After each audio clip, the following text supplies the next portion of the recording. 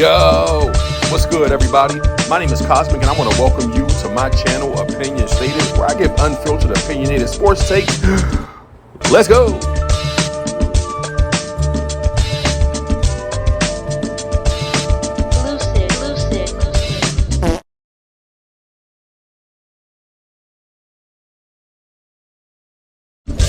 Yo, what's good, everybody? My name is Cosmic, and I want to welcome you to my channel, Opinion Stated, where I give unfiltered, opinionated sports takes. Let's go.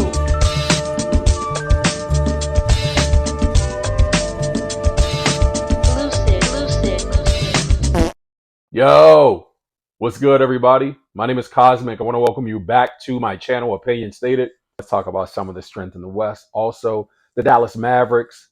And you can see right out the gate, man, I gave them a B as a letter grade for their moves here in the off season. And that's namely because of the young man that you see here on screen, Cooper Flag.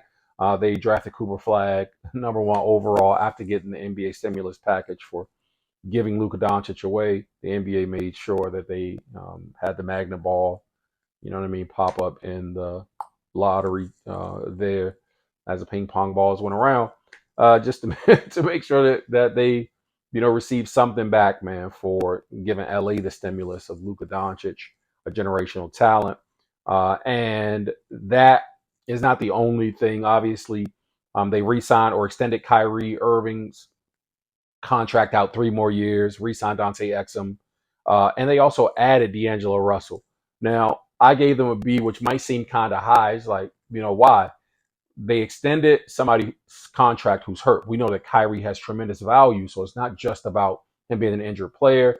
He tore his ACL on the mend. That was back in March, so he should be good to go, hopefully, somewhere after All-Star break. You know what I mean? Like, we expect that Kyrie should be back in the lineup. Hopefully, it's not a lot of tail off in terms of him getting himself up to actual playing speed. We know that working out and rehabbing is different from, actually getting out and playing ball. So we'll see kind of how that plays out. But the D'Lo pickup, I feel like, obviously allows for D'Angelo Russell to come in. Man, D'Lo's a bucket. I think D'Lo gets a raw deal, or has gotten a raw deal throughout his career in different spots for being sort of a loose cannon, kind of reckless. And in LA, he was the scapegoat. You know what I mean? Like the person that they just chose to scapegoat. Like he was the major issue in LA. He's inconsistent. He's da-da-da. Like D'Lo just likes to come out of hoop. So if given space, like I feel like he will be here in Dallas to just get up and down and hoop, he'll contribute mightily. As far as facilitating and running the offense, he's played with AD in LA, so they have a bit of chemistry there. I think that Jason Kidd is the perfect coach for D'Lo, just to get him more into a point guard kind of a mindset, but also to instill the confidence in him to play his offensive game as well. So, man, D'Lo is going to be very good, I feel like, in Dallas. And so the potential new look Mavs, when Kyrie returns, obviously, we'll just slide D'Lo into that potential starter lineup for them. But Klay Thompson is returning. Cooper Flag, obviously, they're adding in Anthony Davis. Again, same thing with this injury. If you can stay healthy, like Anthony Davis, obviously, man, health is wealth. Derek Lively returning, also was banged up and nicked up a bunch last year. Daniel Gafford, Najee Marshall, PJ Washington.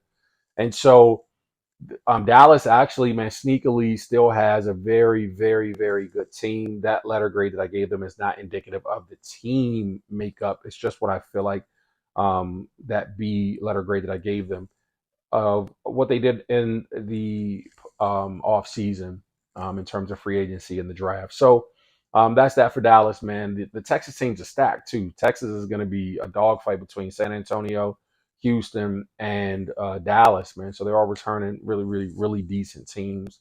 I don't think I talk about San Antonio at all in this episode. So for anybody sticking around for San Antonio, you can just turn this off right now. And it's not because I don't like San Antonio. It's just that they didn't make any moves.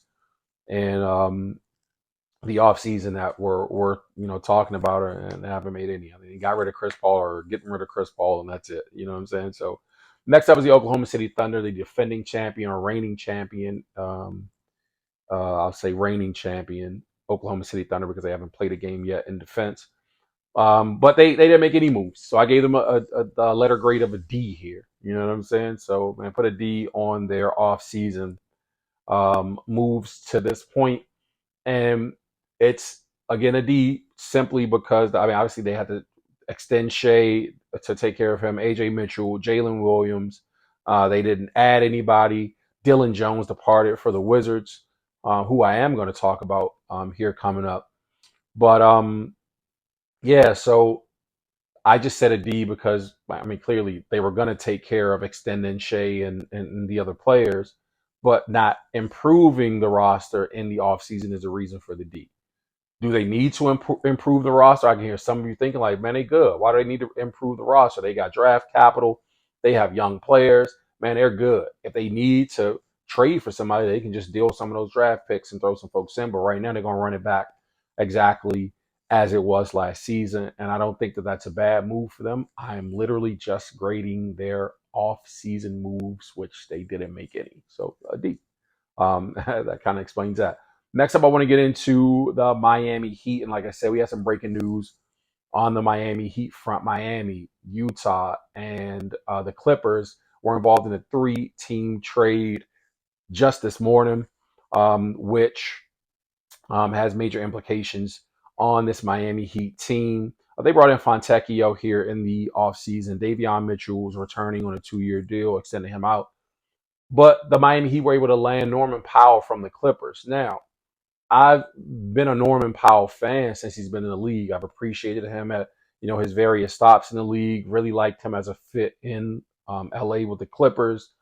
Obviously, he was able to fill in for Kawhi when Kawhi went down for an exhaustive amount of time last season and over the last couple seasons. So Norman's been really good in his role out there in LA.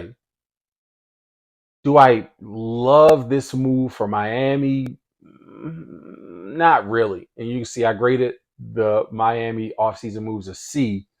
Man, it's not to be overly critical, but I just feel like Norman Powell is similar to a Andrew Wiggins. You know what I mean? Like they're kind of like the same player. Davion Mitchell and like these players like, okay, so I mean you have Tyler Hero still there's only one basketball as we'll kind of hear kicked around a bunch too, but I'm just thinking about, like roles. If anybody is really, really good at coaching up personnel and getting the most out of them, it is Eric Spoelstra. So I'm expecting that, you know what I mean? Like maybe the Norman Powell addition will actually be good for them. He is consistent enough to be able to, come in with a 15, 16 point a game average. If Wiggins can give you, that as well. Not sure what Davion Mitchell will be adding to that this season, as an extension from last season. But Tyler Hero is going to come in and get his buckets. Bam's going to get his buckets as focal points of the offense. They lose Duncan Robinson to Detroit. They lost. They lose Duncan Robinson to Detroit. So Duncan, added some offense for them all, obviously. And but it remains to be seen as to like kind of how the Norman Powell fit, goes. I feel like even if you go back and watch my videos from last summer, I get all excited about like, yo, I like this because I'm a fan of basketball and basketball players. I'm just like sometimes you get excited about the name moving into a team, but obviously you have to factor in their actual playing time, you know what I mean? Like how their crack rotations or what rotations might actually work for them. And you also have to consider the new system that they're going into. You know what I mean? Like if that's going to be a good fit, even coaching style, all that stuff matters, man. So I would like to see Norman Powell stay out there in LA, but unfortunately, and he's a Miami Heat now, a Miami Heat player.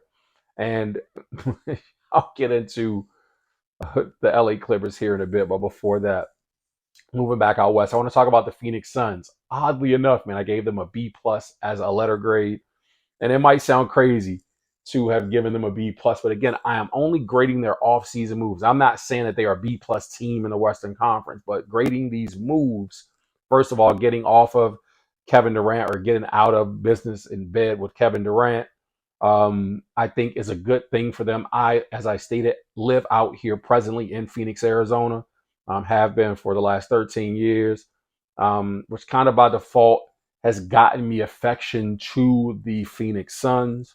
Even though I don't have a team specifically, I am a Kevin Durant fan, so I was happy to see Kev come out and join up with Devin Booker. I did go to a finals game when Phoenix a few seasons ago played Milwaukee. So I was there for the Giannis still lob, dunk to close them out here in Phoenix. But it's a very exciting game, by the way, and a great memory. But this Phoenix Suns team with Kevin Durant, Bradley Beal, and Devin Booker, man, was just a fucking train wreck. They're a dumpster fire. Let's just keep it clean. Um, so I am happy to see Kevin move on and the Phoenix Suns to kind of round out now a much better roster. I do not think that they are done. I think that they're going to get off of Bradley Beal. If I were them, I just buy him out and just, you know what I mean? Like, just take it on the chin, man, or not buy him out. You know what I mean? Like, either way, I don't think that they have to get rid of Brad, but if they should decide to, you know what I mean? Like, it wouldn't be the worst thing in the world. It would give them kind of a fresh start, even though you still have Book, but it just gives Book some teammates and gives you a fresh start to just kind of focus and build moving forward. They re-signed Colin Gillespie. Collins Collins like a like a TJ McConnell, you know what I mean? Like kind of a player. Like Collins really good basketball player, really scrappy kid, but he can score in the mid range. He can score going to the basket, going downhill. So I like the little guard that is Colin Gillespie. I'm glad to see that they returned Colin on a 1 year deal. They would add Dylan Brooks. Also, Dylan's going to give him some defensive identity out here as well. Jalen Green hopefully comes into his own and rounds into form. It'll definitely be good to have him out here in Phoenix, not just because we get a chance to see if the kid can possibly grow here, but I mean, he'll definitely get the ball out here. So he'll have ample opportunity to stretch himself a bit. Maybe working out with Devin Booker is, kind of the thing that he'll need to, if or in a manner of speaking, to teach him how to be a professional on this level. So I'm excited that Jalen Green has joined the Suns. Welcome to the Valley, young man. They added Mark Williams also. Mark Williams, who was involved in that rescinded deal with between Charlotte and the Lakers last year that would have sent Dalton Connect, out there, but instead, got rescinded because of some uh, the physical results that the Lakers did not like. So they sent homeboy back to Charlotte. Well, Phoenix doesn't seem to have a problem with it. They're like, yo, we'll take the young man. So good to see that Mark Williams is out here as well. And so excited for that. And Nigel Hayes Davis agrees to a 1 year deal. Nigel Hayes Davis, I'm not a huge fan. I won't pretend to be, but from my understanding, this brother's been tearing up the Euro League, 2025 Euro League, Finals MVP. He was like the MVP of one of the European leagues the season before. You know what I mean? And just like was riding a bunch of fanfare and acclaim coming in, accolades as well. So excited to see what he does if he can crack rotation and contribute, to this team. That'll be will be incredible. Clearly he can hoop if he's doing so out there on the Euro scale, because man, Euro basketball is seemingly surpassing American basketball these days. So again, a B plus for the Phoenix Suns, man. I'm excited for Phoenix and interested in seeing what they do this season. Just giving them that letter grade of a B plus, as I said, based on the off season moves, not necessarily saying that they are B plus, kind of team, but I am expecting them to make the playoffs this season coming up. I'm expecting them to be competitive, and I know that says a lot, even though the West is so stacked, or especially because the West is so stacked. I am still expecting the Phoenix Suns to make the playoffs, at least a play-in. Sounding like a Phoenix Suns fan right now. I know it's ridiculous. About the summer, man. That's been the basis of this episode.